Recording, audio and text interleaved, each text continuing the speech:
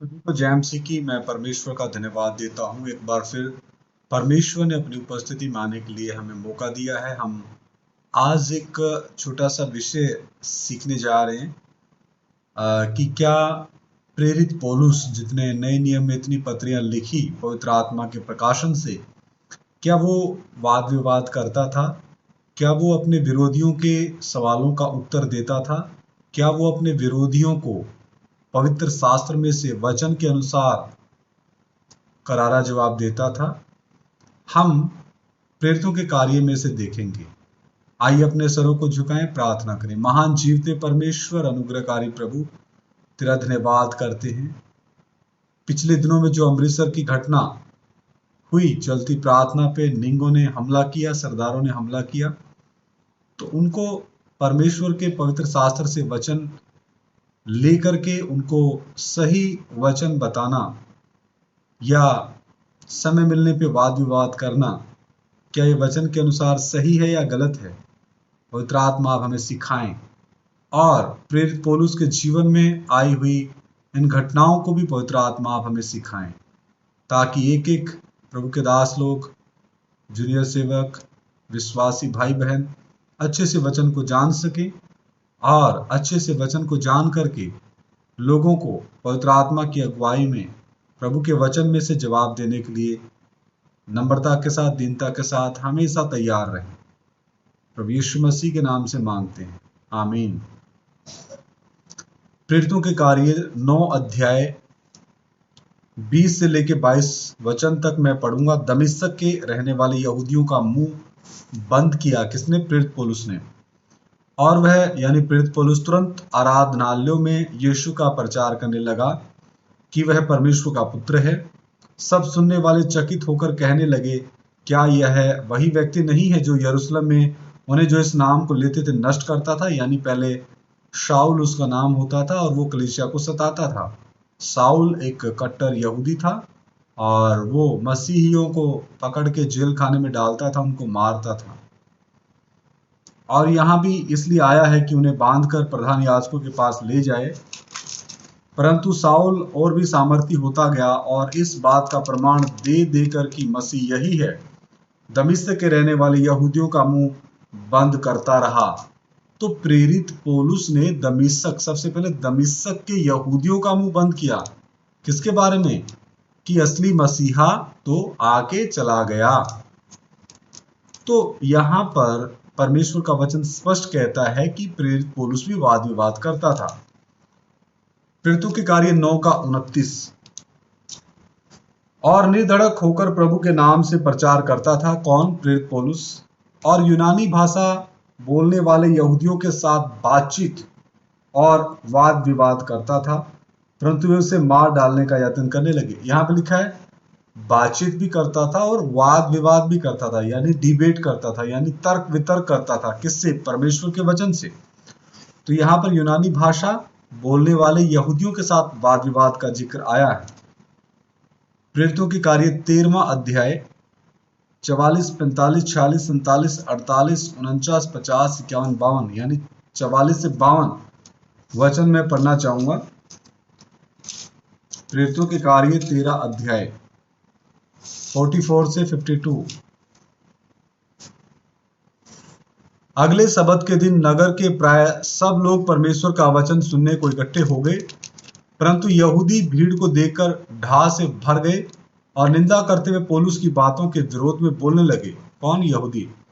तब पौलुस और बरनबास ने निडर होकर कहा, निडर होके, अवश्य था कि परमेश्वर का वचन पहले तुम्हें सुनाया जाता, परंतु जब तुम उसे दूर हटाते हो और अपने को अनंत जीवन के योग्य नहीं ठहराते, तो देखो हम अन्य जातियों की ओर फिरते हैं, क्योंकि प्रभु ने हमें यह आज्ञा दी है, मैंने तुझे अन्य जातियों के लिए ज्योति ठहराया है, ताकि तू पृथ्वी की छोर तक उद्धार का द्वार हो।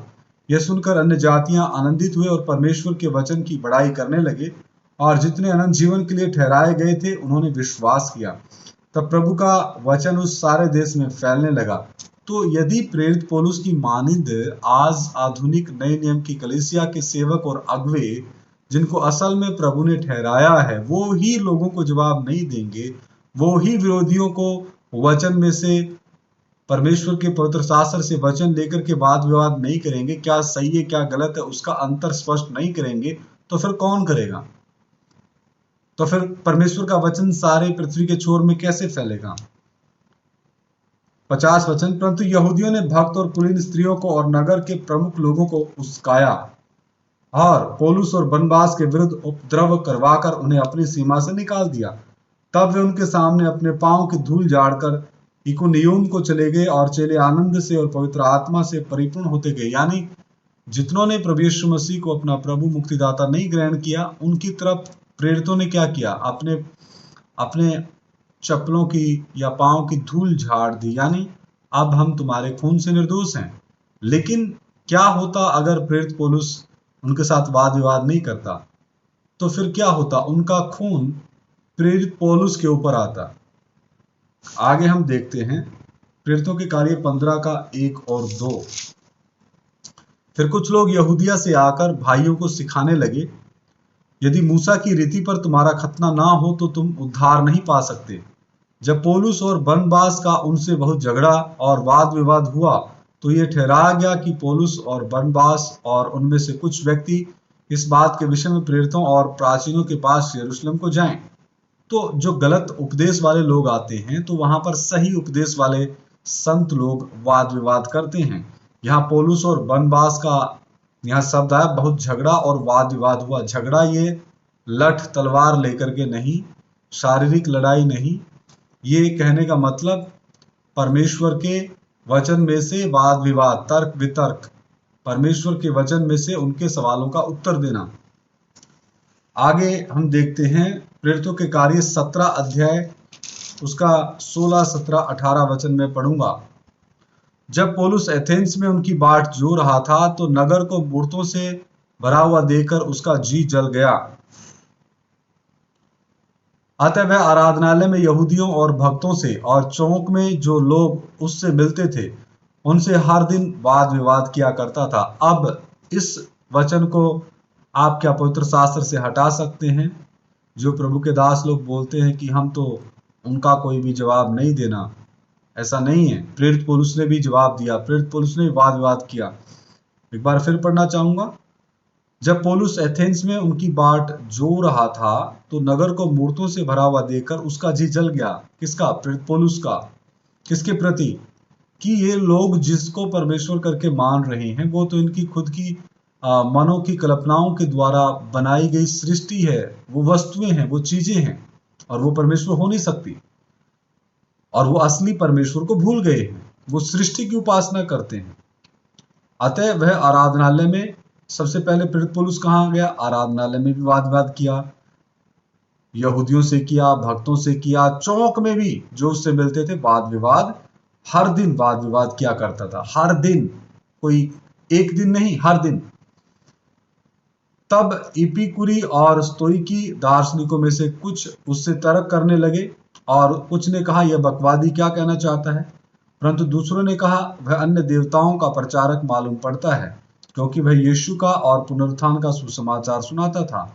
यहाँ पर दार्शनिक भी तर्क वितर्क करने लगे प्रेरित पौलुस से। कुछ लोगों ने उसको बकवादी कहा, बकवास करने वाला कहा। हो सकता है इस ऑडियो को सुन करके बहुत से लोगों के मन में सेम यही विचार आए कि ये करमवीर सिंह क्या बकवास कर रहा है। लेकिन मेरे प्रियो, मैं तो परमेश्वर के वचन से आपके बीच में इन वचनों को रख रहा हूं कि प्रेरित पौलुस यदि लोगों से वाद विवाद कर सकता है, तर्क वितर्क कर सकता है, उपदेश सही उनके सामने रख सकता है, तो हम क्यों नहीं? जो पवित्र आत्मा प्रेरित पौलुस को दिया गया, क्या वो पवित्र आत्मा हमारे अंदर नहीं है? अगर है तो हम भी प्रेरित पौलुस की मानिंद वाद विवाद, पवित्र शास्त्र में से सवालों के जवाब उनको देंगे, नम्रता के साथ, दीनता के साथ, शारीरिक लड़ाई करते हुए नहीं। आगे हम देखते हैं प्रेरितों के कार्य 18 का 4, 5, 6। वह हर एक सब्त के दिन आराधनालय में वाद विवाद करके यहूदियों और यूनानियों को भी समझाता था। कौन? प्रेरित पौलुस। जब सिलास और तिमुथियस मकिदुनिया से आए तो पौलुस वचन सुनाने की धुन में यहूदियों को गवाही देने लगा कि यीशु ही मसीह है। परंतु जब वे विरोध और निंदा करने लगे तो उसने अपने कपड़े झाड़कर उनसे कहा, तुम्हारा लहू तुम्हारे ही गर्दन पर रहे, मैं निर्दोष हूं, अब से मैं अन्य जातियों के पास जाऊंगा। यदि आप लोगों को वाद विवाद तर्क वितर्क करके उनके सवालों के जवाब नहीं देते तो आप उनके लहू से निर्दोष नहीं ठहर सकते। यहाँ प्रेरित पौलुस बोलता है, तुम्हारा लहू तुम्हारी ही गर्दन पर रहे, मैं निर्दोष हूं।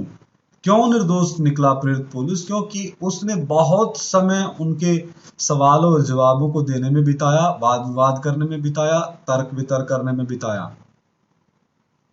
और आप बोलते हैं बहुत से लोग कि हम तो कोई सवाल का जवाब नहीं देंगे, तो फिर वचन के मुताबिक क्या हुआ? उनका खून आपके ऊपर ठहरेगा। आगे हम देखते हैं प्रेरितों के कार्य 18 का 12 से 15। जब गल्लियो अखाया देश का हाकिम था तो यहूदी लोग एका करके पौलुस पर चढ़ आए और उसे न्याय आसन के सामने लाकर कहने लगे, यह लोगों को समझाता है कि परमेश्वर की उपासना ऐसी रीति से करे जो व्यवस्था के विपरीत है। जब पौलुस बोलने पर ही था तो गल्लियो ने यहूदियों से कहा, हे यहूदियों, यदि यह कुछ अन्याय या दुष्टता की बात होती तो उचित था कि मैं तुम्हारी सुनता, परंतु यदि यह वाद विवाद शब्दों और नामों और तुम्हारी यहाँ की व्यवस्था के विषय में है तो तुम ही जानो, क्योंकि मैं इन बातों का न्यायी नहीं बनना चाहता। तो यहां पर भी जो गल्लियो अखाया देश का हाकिम को भी पता चल गया कि यहां पर जो प्रेरित पौलुस वाद विवाद करता है, तर्क वितर्क करता है, वो पवित्र शास्त्र में से करता है।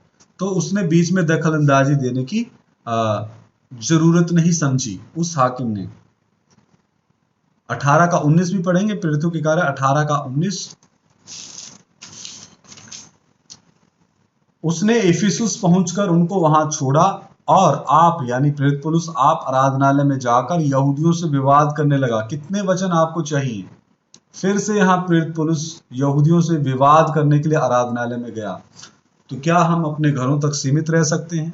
कम से कम सोशल मीडिया के द्वारा घरों में बैठ करके हम उन लोगों तक सही उपदेश और सही कलाम और सही वचन क्यों नहीं पहुंचाते? इसमें क्या प्रॉब्लम है, क्या दिक्कत है? आगे हम देखते हैं 19 का 8, 9, 10। प्रेरितों के कार्य 19 अध्याय 8, 9, 10। वह आराधनालय में जाकर 3 महीने तक निडर होकर बोलता रहा। कितने महीने? 3 महीने तक। कौन? प्रेरित पौलुस। और परमेश्वर के राज्य के विषय में विवाद करता और समझाता रहा। यहां फिर शब्द है विवाद करता और समझाता रहा। कितने दिन तक? 3 दिन तक नहीं, 3 महीने तक। परंतु जब कुछ लोगों ने कठोर होकर उसकी नहीं मानी वरन लोगों के सामने इस मार्ग को बुरा कहने लगे तो उसने उनको छोड़ दिया और चेलों को अलग कर लिया और प्रतिदिन तरसुस की पाठशाला में वाद विवाद किया करता था। प्रतिदिन 2 वर्ष तक यही होता रहा। क्या होता रहा? 2 वर्ष तक। पहले 3 महीने आराधनालय में निडर होकर बोलता रहा, फिर तरसुस की पाठशाला में वाद विवाद चलता रहा। लगातार 2 वर्ष तक यही होता रहा। यहां तक कि आसिया के रहने वाले, क्या यहूदी क्या यूनानी, सब ने प्रभु का वचन सुन लिया। तो जब तक आप या मैं या मसीही लोग, सीनियर सेवक, जूनियर सेवक, जिनको प्रभु ने असल में ठहराया है, वो परमेश्वर के पवित्र शास्त्र से, पवित्र आत्मा से सीख करके समय समय के मुताबिक अलग अलग जातियों से उठने वाले सवालों के जवाब देने के लिए तैयार नहीं होंगे, तो फिर प्रेरित पौलुस ने इतनी मेहनत क्यों की? प्रेरित पौलुस क्यों लगातार 3 महीने निडर होकर आराधनालय में बोलता था, वाद विवाद करता था, तर्क वितर्क करता था, डिबेट करता था, सवाल जवाब करता था, उनके सवालों के उत्तर देता था। लगातार 2 वर्ष तक तरसुस की पाठशाला में वाद विवाद चलता रहा। मेरे प्रियो, जो वचन कहता है वही हमें स्वीकार होगा। 25 का 19 भी पढ़ेंगे, प्रेरितों के कार्य 25 का 19। 25 का 19। परंतु वे अपने मत के और यीशु नाम किसी मनुष्य के विषय में जो मर गया था और पौलुस उसको जीवित बताता था, विवाद करते थे। यहां पर फिर शब्द आया है विवाद करते थे। किसके साथ विवाद करते थे? किसके साथ? प्रेरित पौलुस के साथ। और प्रेरित पौलुस उनके साथ विवाद करता था, क्योंकि प्रेरित पौलुस प्रभु यीशु मसीह के क्रूस पे जान देने, तीसरे दिन मुर्दों में से जी उठने का प्रचार करता था। और यीशु ही मसीह है वो प्रचार करता था, और प्रभु यीशु मसीह ही परमेश्वर है वो प्रचार करता था। प्रेरितों के कार्य 26 का 26 भी मैं पढ़ना चाहूंगा। राजा भी जिसके सामने मैं निडर होकर बोल रहा हूं ये बातें जानता है, और मुझे विश्वास है कि इन बातों में से कोई उससे छिपी नहीं, क्योंकि यह घटना किसी कोने में नहीं हुई। तो यहां अग्रिपा राजा के सामने प्रेरित पौलुस निडर होकर के बातचीत कर रहा है। हालेलुया। अग्रिपा राजा के सामने। और हम लोग निडर हैं या डरपोक बने बैठे हैं? अपनी अपनी हालत स्वयं आप जाने। प्रेरितों के कार्य 28 का 30 और 31। प्रेरितों के कार्य 28 का 30 और 31। वह पूरे 2 वर्ष अपने भाड़े के घर में रहा, और जो उसके पास आते थे उन सब से मिलता रहा। कौन? प्रेरित पौलुस। और बिना रोक टोक बहुत निडर होकर परमेश्वर के राज्य का प्रचार करता और प्रभु यीशु मसीह की बातें सिखाता रहा। हालेलुया। निडर होकर। एक वचन और पढ़ेंगे, तीतुस 1 का 9 वचन। उसके बाद हम प्रार्थना करेंगे। तीतुस क्या कहता है? तीतुस की पत्री 1 का 9। मैं विनती करूंगा आप भी अपना वचन पवित्र शास्त्र खोलिए। और विश्वास योग्य वचन पर जो और वह विश्वास योग्य वचन पर जो धर्मोपदेश के अनुसार है स्थिर रहे, कि खरी शिक्षा से उपदेश दे सके और विरोधियों का मुंह भी बंद कर सके। यहां पर तीतुस प्रभु का दास कहता है खरी शिक्षा यानी परमेश्वर का वचन, यानी पवित्र शास्त्र, उसमें से खरी शिक्षा दे करके विरोधियों का मुंह बंद कर सके। तो यहां पर विरोधियों के मुंह को बंद करने की बात की गई है। जबरदस्ती नहीं, शारीरिक लड़ाई से नहीं, परमेश्वर के वचन से। तो मैंने आपके बीच में कुछ वचन रखे जो प्रभु के आत्मा ने मुझे सिखाया, और यहां पर कहीं भी नहीं लगता कि प्रेरित पौलुस वाद विवाद नहीं करता था। वचन ने साबित किया कि प्रेरित पौलुस वाद विवाद करता था, तर्क वितर्क करता था, लोगों के सवालों का जवाब देता था, वो निडर होकर जवाब देता था। 3-3 महीने आराधनालयों में वो प्रचार करता था। 2-2 वर्ष तक तरसुस की पाठशाला में उसने वाद विवाद किया। वो आराधनालयों में, बाजारों में, चौकों में, मंदिरों में, अलग अलग स्थानों में, जेल में परमेश्वर के वचन के लिए निंदा उठाता था, वाद विवाद करता था। वो चुप नहीं रहा। लेकिन वर्तमान आधुनिक कलीसिया, नए नियम की कलीसिया जो कहती है हम प्रभु यीशु मसीह के खून से खरीदे गए, अगर वो अपने विरोधियों को नम्रता के साथ परमेश्वर के वचन से जवाब दे रही है ताकि वो भी जाने कि असली सच्चाई क्या है, तो वो परमेश्वर के द्वारा ठहराई गई कलीसिया है और दास हैं। अगर ऐसा नहीं है तो उनको सोचने पे मजबूर होना पड़ेगा, क्योंकि प्रेरित पौलुस वाद विवाद करता था। आइए सर झुकाएं, प्रार्थना करें। महान जीवते परमेश्वर, अनुग्रहकारी प्रभु, तेरा वचन एक एक को समझ में आने के लिए कृपा दे। पवित्र आत्मा जो भी इन वचनों को सुने, आप उनके हृदयों को कायल करें। इन वचनों को समझने के लिए कृपा दे, प्रभु यीशु मसीह के नाम से मांगते, आमीन। सभी को जय मसीह की। मारानाथा।